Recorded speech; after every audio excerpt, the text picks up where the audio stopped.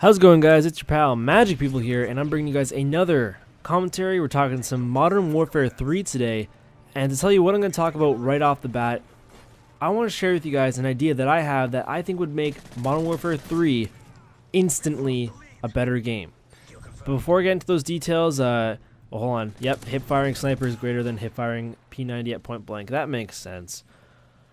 Anyways, speaking of the P90, I've been really taking a liking to this gun, especially with the silencer.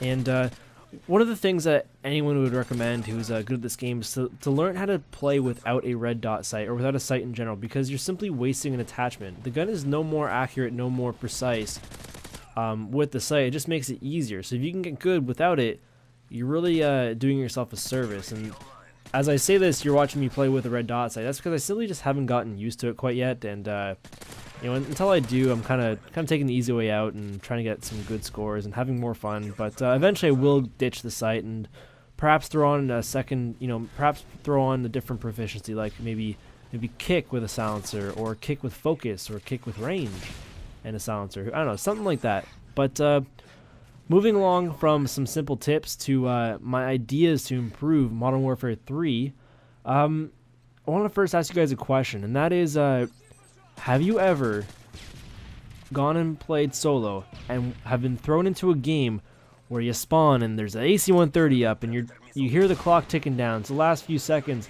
There's a chopper, there's a predator missile, there's guys in your spawn trap, you're just dying. You spawn, you die, you spawn, you die, you spawn, you die, and then the game's over. You died 3 or 4 times, 0 kills. You did not even have enough time to think about quitting. Stupid, right?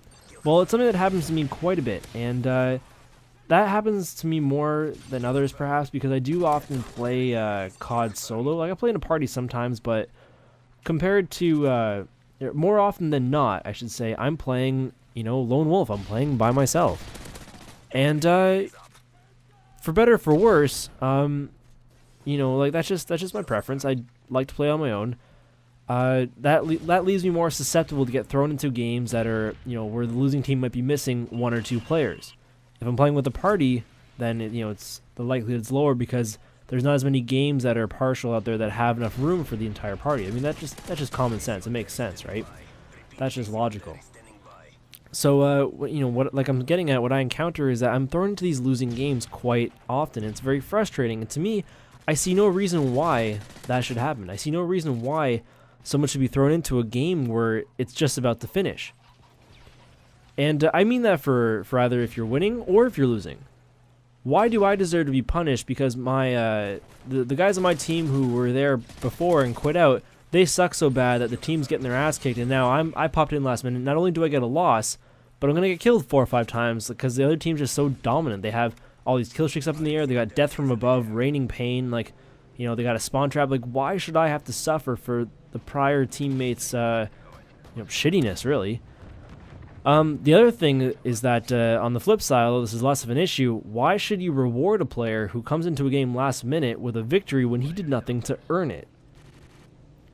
So now the potential solution that I have for this is to prevent players from joining a game at a certain point. Now, I want to make a quick comparison to Halo. In Halo, I mean, it's very different, and there's pros and cons, obviously, but in Halo, you start off 6 on 6. If someone quits, that's it. You're fucked. I should bleep that. I don't usually swear. Oopsies. Beep. In Halo, if you guys quit, you're on your own. You're in a sticky situation. There's the PG-13 way to say it, right? But, seriously, you're on your own. No players are coming in, and, either your team quits out, the game's over, or someone wins, or the time runs out. And I like how Call of Duty puts an emphasis on trying to have things as balanced as possible, but, I do kind of give it to Halo where you don't have guys coming in and getting, a loss for no reason, just getting destroyed for no reason. So now what I'm thinking is, and this could probably be like a hotfix or something. I don't see this being that difficult to do. Let's say one team is winning dramatically, right? And to kind of make this quantifiable, let's add a number to it. So if one team has a 40% score advantage, now that can apply to any game type. That if it's Team Deathmatch, that means that they have 40% of the overall kills in a lead. Not just out of their score in total, not like 40% of 7,500 or 10,000 depending on the game type. I mean that for simplicity's sake, let's say that every game's up to 100 kills. You know, in domination 100 points, just for simplicity's sake. So if one team's got 20 points, the other team's got 60. That's a 40% lead. If in that case, and also given the fact that the game is towards the end of its completion in terms of time, then, which doesn't apply to domination, but more so for team deathmatch, no one should join the enemy team, or the losing team, I should say. So if a team has a dramatic lead and the game's, say, 3/4 or 75% of the way through, then you should not be throwing added players on their team. They're going to lose anyways. Now, I guess the biggest problem, or the first problem I see with this, is that it would encourage the people on the team that's getting their asses kicked, and they know that they're not going to get any more help. They might just quit out. So maybe the percentage should be a little bit higher. Maybe it should be like, you know, the last 85% of the game. Like if the game's 85% complete, then no one joins, or something. I don't know, because at that point people may not want to quit, because they may want to maintain their match bonus possibly. But I'm really more prioritized with helping out those who are unfairly being punished for those, you know, crappy situations. What did they do to deserve that?